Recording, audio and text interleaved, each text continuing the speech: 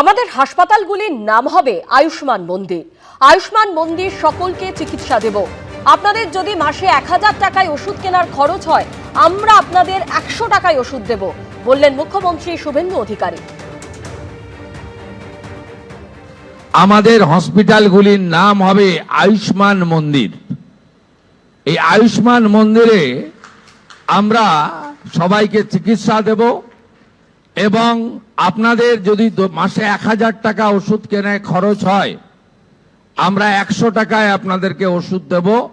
467টি প্রধানমন্ত্রী জন ঔষধি কেন্দ্র পশ্চিমবঙ্গে চালু হতে চলেছে এবং দুরারোগ্য ব্যাধির জন্য 50 থেকে 80% ভর্তুকিতে অমৃত প্রকল্প পশ্চিমবঙ্গে চালু হতে চলেছে, যাতে ক্যান্সার সহ দুরারোগ্য ব্যাধির যে ওষুধপত্র রয়েছে আপনারা সেই ওষুধপত্র ভর্তুকি মূল্যে পেতে পারেন।